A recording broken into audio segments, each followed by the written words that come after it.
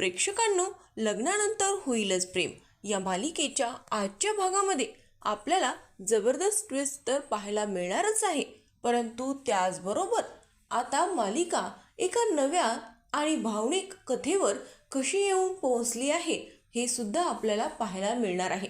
कारण की गोष्ट ही जरी लग्नानंतरच्या प्रेमाची सुरू झाली असली तरी लग्नानंतरच्या या गोष्टींमध्ये आपण पाहतो की ट्विस्ट आणि टर्न हे जीवानंदिनी तसेच पार्थ आणि काव्याच्या आयुष्यात येत आहेत आणि ते ट्विस्ट अँड टर्न आपल्याला आजच्या भागामध्ये पाहायला मिळणार आहेत. कारण काव्याचे काही निर्णय आणि त्यानंतर कुटुंबाने तिला दिलेला सल्ला, तसेच नंदिनीने काव्याची स्वीकारलेली जबाबदारी, त्याचबरोबर स्वतःचं आई होण्याचं स्वप्न पूर्ण करण्याची जिद्द, त्यासाठी ईश्वरावर विश्वास ठेवून स्वतःवर विश्वास ठेवण्याचं सामर्थ्य दाखवणारी नंदिनी ही मात्र जीवाचा आत्मविश्वास वाढवते आणि त्याचबरोबर आपण पाहतो की जीवाला कसं आनंदित ठेवता येईल आणि जे स्वप्न दोघांनी पाहिलं होतं ते स्वप्न सत्यात उतरू शकतं, ही भावना कशा पद्धतीने जीवाच्या मनात रुजवता येईल आणि जीवाचा आत्मविश्वास वाढवता येईल. कारण की जीवा खचलेला तर दिसतोय, नंदिनीच्या दुःखापुढे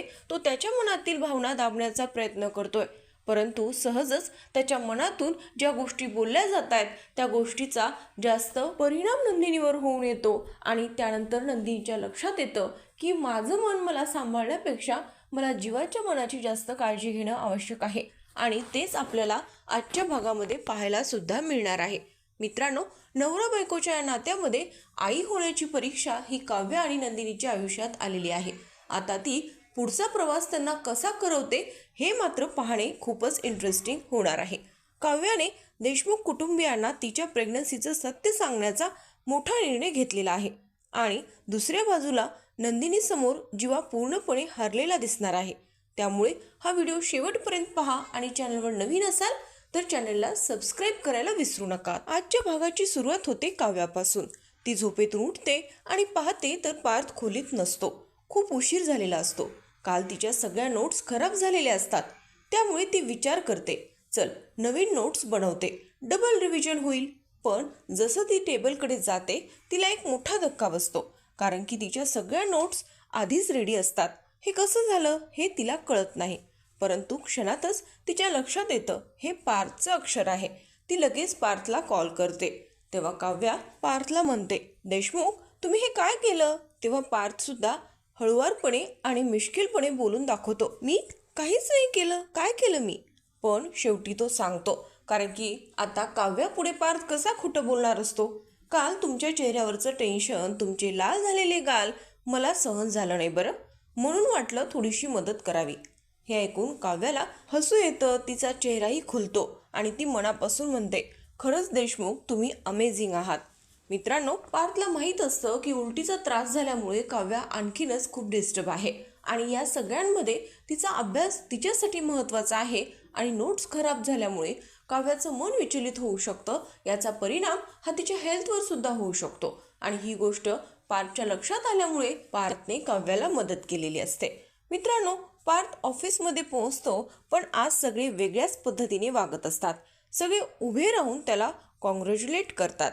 पार्थला काहीच समजत नाही. तेव्हा कळतं तो बाबा होणार आहे ही बातमी सगळ्यांना कळली आहे आणि ही बातमी कळवली कोणी तर रम्याने. पार्थला खूप राग येतो, पण नंदिनीचे शब्द आठवून तो शांत राहतो, कारण की नंदिनी म्हटलेली असते की जर तुम्ही असंच चिडचिड करत राहिलात तर सगळंच विचित्र होऊन बसेल. प्रत्येक गोष्टीचा पुरावा तुम्हाला द्यावा लागेल, त्यामुळे असं करता कामा नये. गोष्टी व्यवस्थितपणे समजूनपणे आपण करायला पाहिजे, तेव्हाच आपण रम्याचा डाव ओळखू शकतो. आणि तेव्हा मात्र आपण पाहतो की पार्थ रम्याला बोलून त्याने घेतलेलं असतं. अगोदर त्याची चिडचिड झालेली असते आणि तेव्हा रम्यासुद्धा काहीतरी विचित्र आन्सर देऊन सांगत असते की नाही, मी तिथे फोन स्पीकरवर ठेवला होता, मी काव्याला बोलत होते आणि त्यामुळे सगळ्यांना समजलं. आता मात्र पार्थ गुगली टाकतो. तो म्हणतो ठीक आहे, आता समजलंय ना, चल आपण देशमुख स्टाईलने सेलिब्रेशन करूया. पण मनात मात्र तो ठरवतो, रम्या आता तुला तुझ्याच पद्धतीने उत्तर देणार, कारण की आनंद हा वाटून मिळतो ना, असं रम्या बोललेली असते. आता आनंद कसा वाटायचा आणि तो कसा सेलिब्रेट करायचा ना, हे पार्थ देशमुख तुला दाखवूनच देईल, असं मात्र पार्थ मनात ठरवतो. इकडे मात्र आपण पाहतो की नंदिनी मंदिरात जाते. ती नवस बोलून अनवाणी पायाने अनेक मंदिरं फिरत असते. असा तिचा नवसच असतो आणि हे जीवाच्या लक्षात येतं, कारण की जीवा नंदिनीला सोडायला आलेला असतो आणि त्याचा मूड पूर्णपणे ऑफ झालेला असतो. कारण की नंदिनी हे सगळं बाळासाठी करतीये आणि हे सगळं कशासाठी, कारण की जीवाने आता हार पत्करलेली असते. हे बाप होण्याचं सुख त्याच्या पदरात नाही आहे आणि हे होऊ शकत नाही असं मात्र तो समजत असतो. नंदिनी त्याला विचारते काय झालं, परंतु तो बोलायचं टाळतो. नंतर नंदिनी एका छोट्या मुलीला भेटते जी गजरे विकत असते. ती मुलगी एक साधं पण खूप मोठं वाक्य बोलते, कारण की तिच्या बोलण्यामध्ये आत्मविश्वास असतो. जे काही ती काम करतीये ते मन लावून ती करत असते. तेव्हा मात्र ती बोलून जाते, 100% कोणतंही काम होत नसतं. आपण 100% खात्री कशाचीच देऊ शकत नाही, कारण की गजऱ्यासोबत ती एक साबण सुद्धा विकत असते आणि या साबणाने डाग पूर्ण जातात असं तिचं म्हणणं असतं. जेव्हा नंदिनी विचारते 100% जातील का, तेव्हा मात्र ती बोलून जाते, 100% खात्री कशाचीच नसते ग ताई, परंतु आपण मात्र आपले प्रयत्न सोडायचे नाही. हे ऐकून नंदिनीच्या मनात एक आशेचा किरण निर्माण होतो. ती विचार करते, जर 100% काहीच होत नाही तर मी आई होणार नाही ही गोष्टही 100% कशी असू शकते. हा क्षण खूपच इमोशनल आणि इन्स्पायरिंग असतो, कारण की नंदिनी आणि जीवाच्या आयुष्यामध्ये हे घडणं खूप आवश्यक असतं. त्यानंतर नंदिनी जीवाला फोन करून बोलवून घेते. जीवानंतर तिथे आल्यानंतर मात्र आपण पाहतो की जीवाचा चेहरा थोडासा पडलेला असतो. त्यानंतर नंदिनी विचारते काय झालंय बरं, आज हा चेहरा इतका सुकलेला का दिसतोय. जीवानंतर सांगतो की मी मीटिंगमध्ये होतो, तेव्हा मात्र त्यांनी माझा सर्व प्रोजेक्ट ऐकला, परंतु त्यांनी एक मला प्रश्न केला की तुम्ही चिल्ड्रन रूमबद्दल काहीच सांगितलं नाही, आणि तेव्हा माझा चेहरा पडला. आणि तेव्हा नंदिनी म्हणते हो, आणि चेहऱ्यावरून मात्र तुमच्या त्यांनी ओळखलं. आणि तेव्हा जीवा म्हणतो की हो बरोबर आहे नंदिनी, मी माझं दुःख लपवू शकलो नाही, मला खूप वाईट वाटलं. आणि त्यानंतर त्यांनी मला सांगितलं की आपण नंतर बोलूयात, कारण की आपण पाहतो की त्याच्या मनात सतत एकच विचार आहे की तू आई बाबा होऊ शकत नाही. तो पूर्णपणे खचलेला असतो. पण नंदिनी त्याला समजावते कोणतीच गोष्ट 100% नसते, आपण होप सोडायची नाही. दुसरीकडे आपण पाहतो की काव्या स्टडी करत असताना तिच्या हातातील पेपर मात्र पसरतात आणि तेव्हा ती पेपर कलेक्ट करण्यासाठी पुढे जाते. तेव्हा मात्र तिथे विजय येतो आणि विजयच्या हातामध्ये पेपर पडतो तो म्हणजे काव्याच्या पेंटिंगचा. आणि तेव्हा मात्र आपण पाहतो की ज्या पद्धतीने विजय काव्याशी बोलत असतो तेव्हा मात्र काव्याला समजतं की हा विजय माझ्या प्रेग्नन्सीचं सत्य, म्हणजे जे प्रेग्नन्सीबद्दल काव्य आणि पार्थने ठरवलेलं आहे ते मात्र या सगळ्यांना म्हणजे देशमुख कुटुंबियांना या विजयकडून समजायला नको, ते पार्थ आणि मी सांगायला पाहिजे. कारण की ज्या पद्धतीने विजय काव्याशी बोलत असतो आपण पाहतो की तो विचारतो की हे काम कुणाचं आहे, म्हणजे चित्र छान काढलंय परंतु या चित्राची काळजी व्यवस्थित घेतलेली नाही आहे. तेव्हा मात्र रम्या म्हणते हा कोणी आर्टिस्ट नाही आहे, तर माझ्या नवऱ्यानेच हे चित्र काढलेलं आहे. परंतु त्या कागदाची जी अवस्था झालेली असते तेव्हा मात्र आपण पाहतो तो काव्याला विचारतो बहुतेक हे काही जास्त तुला आवडलेलं दिसत नाही आहे.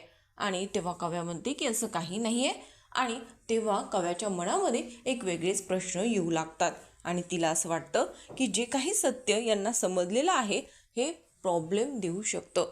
त्यामुळे आता प्रेग्नन्सीबद्दल जे काही आम्ही ठरवलेलं आहे ते मी आणि पार्थच घरच्यांना सांगणार. मित्रांनो, आता उद्याच्या भागामध्ये आपल्याला पाहायला मिळणार आहे की काव्य आणि पार्थ डॉक्टरकडे जाणार आहेत, जिथे डॉक्टर तिला रेस्ट घेण्याचा सल्ला देतात.